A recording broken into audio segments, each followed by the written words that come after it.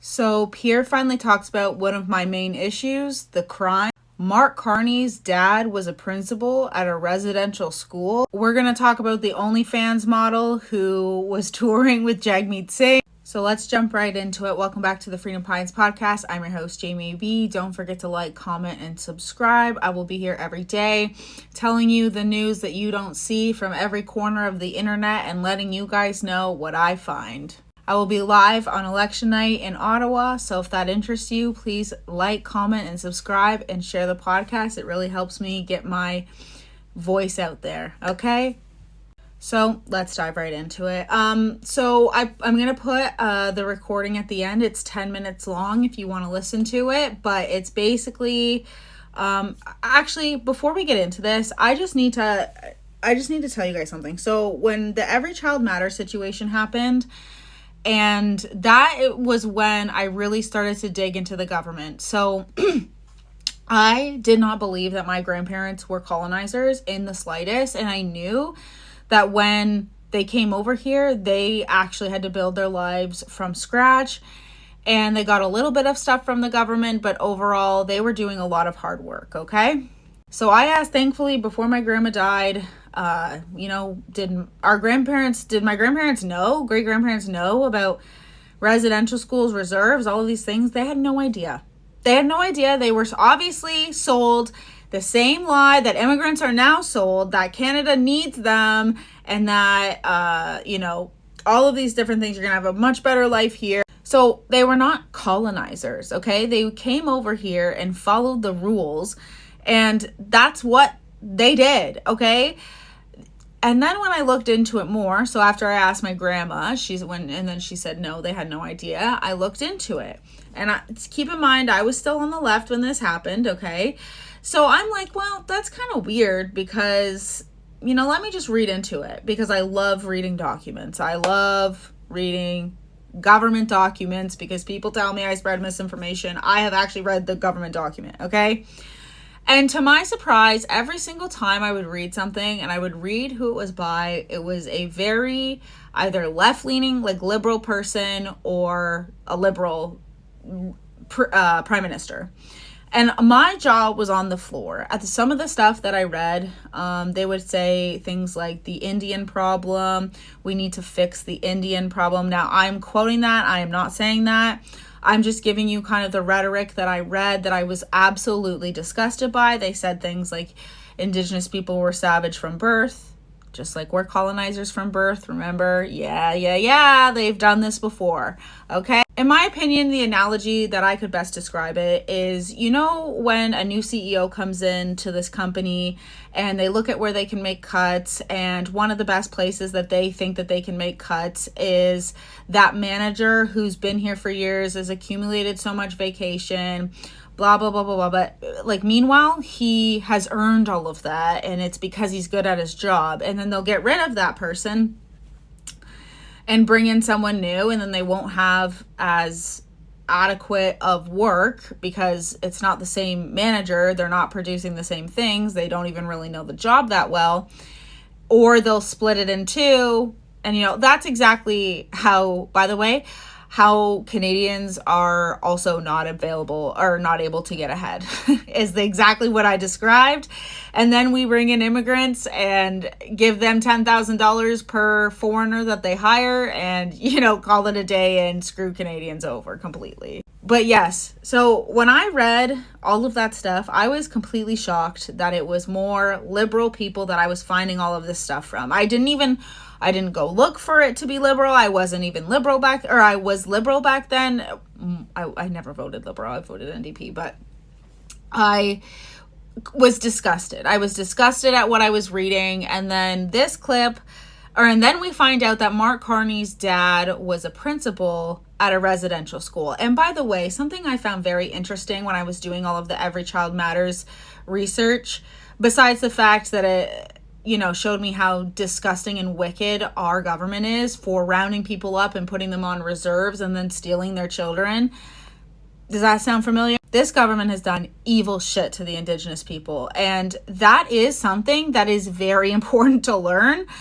Not in the way that we should feel guilty about it, but definitely we need to learn from history, especially the government, that like when you learn that CBC was an anti-Indigenous propaganda machine, okay? They also exploited the Dion quintuplets, might I add. You realize informed consent comes from things like residential schools. Parental rights come from things like residential schools. Now think in current history or current times, who's the one that wants to take children away and think they know best for children and change a child's life?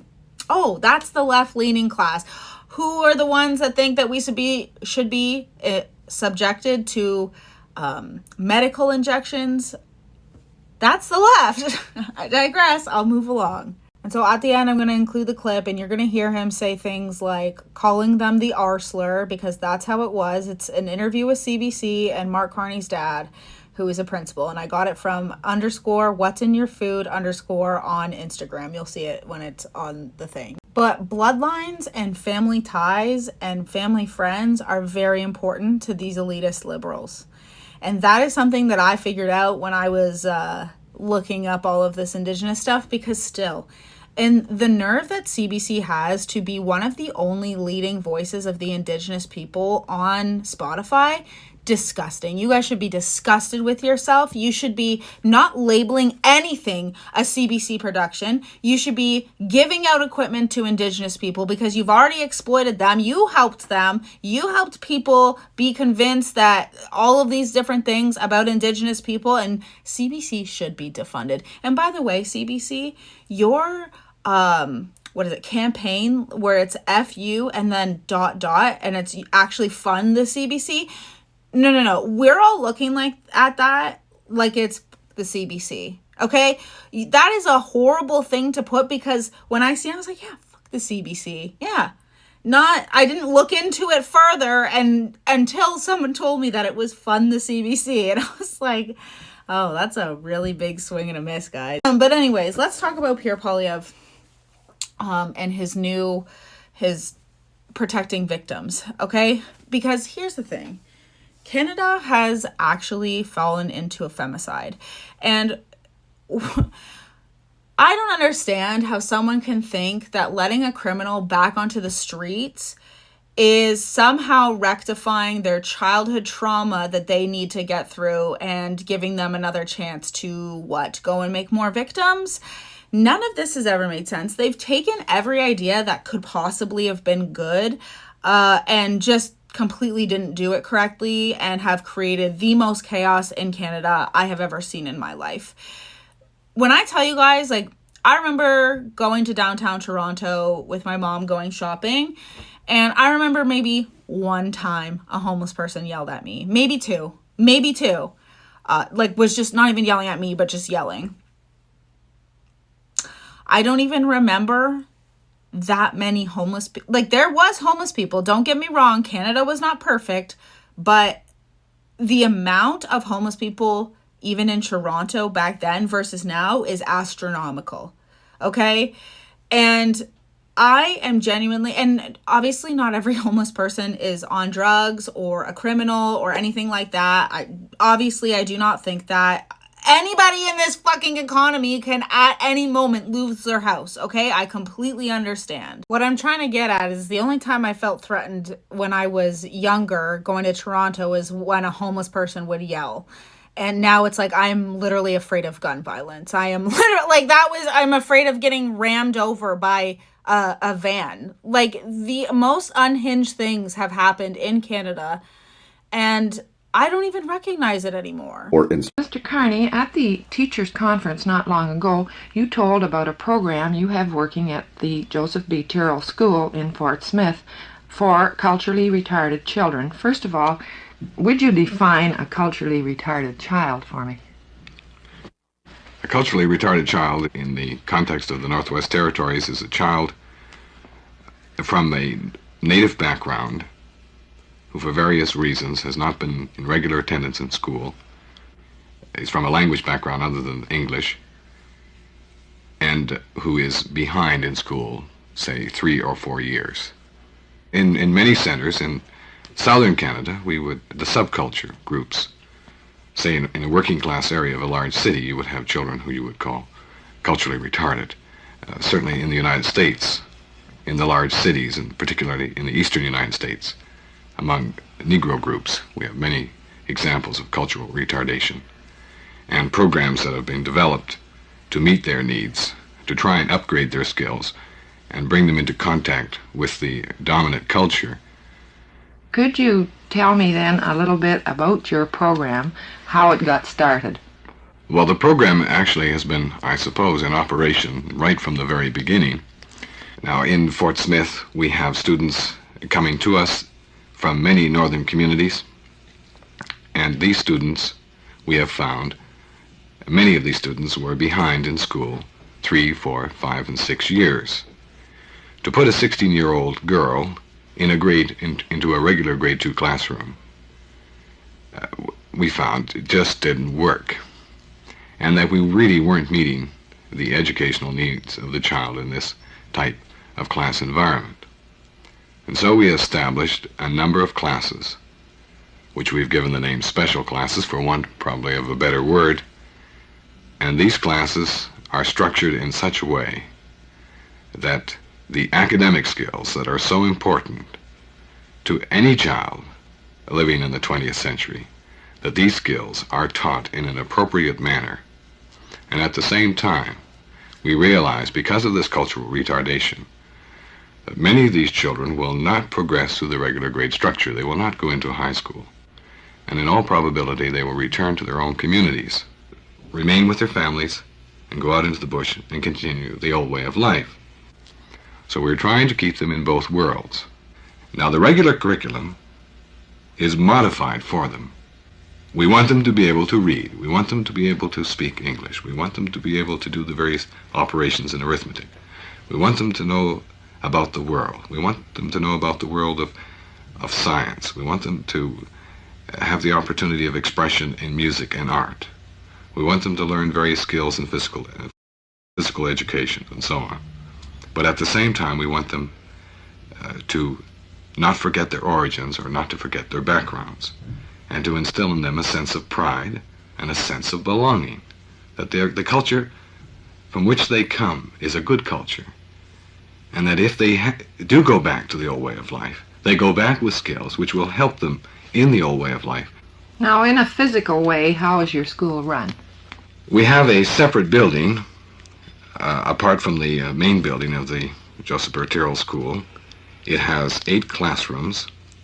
We have approximately 100 students, and these are divided into 5 classes, according to age, not according to ability.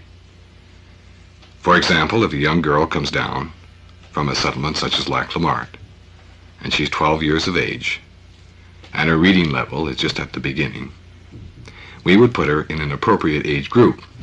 So a girl of 12 would be put in the 3rd group, along with peers of the same age.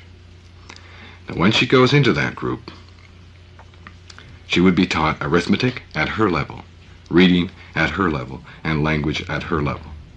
At what level could they join the regular school program if they had been there for 5 years, say? Well, the transfer from the special class program to the regular program can take place at any time. If you have a child in the 2nd level who is, let us say, 11 years of age, and by February of the 1st year is doing very well in reading and arithmetic and is at the grade 3 level, we would transfer this child to the regular pattern. Now, many of our native youngsters in our school are of course in the regular pattern, and many of them have come out of the special class program. And not all your Indian children coming into the school would have to go to this school either. Oh, not at all. No, no. In many of our regular classes, the majority of the children are of native background, or from native backgrounds. Only those children who are behind in school, significantly behind in school, would go into the special class program. And if at any time they show ability, and it's in their best interest that they move into the regular program, they're transferred. So this gives us a great flexibility. The very fact that we don't use the word grade is a big help too. The children aren't in a grade each one is in an individual grade. They are at a certain level. One child is in level 2 in arithmetic, and that child knows they're in level 2 in arithmetic. And that child can see the progress that he or she is making in arithmetic. And if the progress is significant, and if the child is ready for the regular program, they can be transferred. Does this program need special skills as far as teachers are concerned? Oh, very definitely. The type of teacher and the type of training and the type of attitude that's required in these classes is something that we're just beginning to discover. The teacher who does well in what we may call a southern classroom will not necessarily do well in a special class. And many attitudes are required, and many of these are rather intangible. The second thing is that the teachers must have a great deal of freedom, and they must have a workable size group. And therefore we try to limit the number of children in each class. We're indeed very fortunate having a pupil-teacher ratio of about 1 teacher to 15 students. But the situation of having 40 children of a different culture in a classroom with 1 teacher simply doesn't work. And unfortunately in the past this was the case in some circumstances. And this accounted for a large part for the dropout of these children having nothing and frustration while they were there. Yes, there was a dual frustration. The teacher was frustrated in that the children weren't progressing at a rate that the teacher expected. The feedback in the classroom was minimal. And the children found that the situation wasn't good. How long has it been in operation? It's been in operation for a long period of time, and that is special class programs. But the program as it's now in operation has really only been in effect for 2 years. Has it been successful from the beginning, or have you had problems you had to change your way of thinking? Oh, yes, we had problems. And one of the problems we had, that a common concept or administrative device in elementary schools was that a teacher would teach all skills. The elementary teacher would be a specialist supposedly in music and art, in physical education, in reading and language and arithmetic. Now this simply isn't the case. And we have changed this concept in this way, that we have approximately 100 children. We have 5 teachers. 1 teacher teaches all reading to each of the groups. And in this way, the teacher becomes a specialist in a subject. Another teacher, for example, would teach all the social studies and music. And this has been, I think, a significant change. So that this is a specialization on the elementary school level. On the elementary school level, yes. And what about the tangible results? We're always looking, of course, results are very important. As many of them are very hard to assess. The first result that most people would look for would be how far have the children progressed from the time they've entered school in September in a particular subject until the end of the year. Now this we can measure. For example, in reading, a student may be reading at the 1.4 level, and at the end of the year we can give them another test and see their level of skill in that subject. Now, we have noticed in many cases a significant development in basic skills, and in other cases a very limited one. But we're not really concerned that in some cases it's a limited development, because we know that not all these children are going to enter the regular high school stream. But if we can develop in them good attitudes towards work and an interest in these subjects, we feel that they will come back again next year and that we'll be able to work with them further. But the idea of the program is not to take all these children and eventually put them into the regular grade system. And that isn't our purpose. It's one of the things that can happen to them, and we want to give them this opportunity. But we know from experience, because of cultural reasons, that many of these children will go back to their own community. So we don't try and set our main objective, that is upgrading their skills and putting them in the regular system. And I think this is one of the dangers in these programs. Isn't this essentially what we would like to be able to do in our regular schools, to let a child move at his own speed? Yes, and we try to do this too, but I think that the structure of a program helps a great deal, and the structure of the special class program leads to this administratively, and but of course administratively this is not a very good reason, but logically and in the interest of the child it leads to a great deal of flexibility.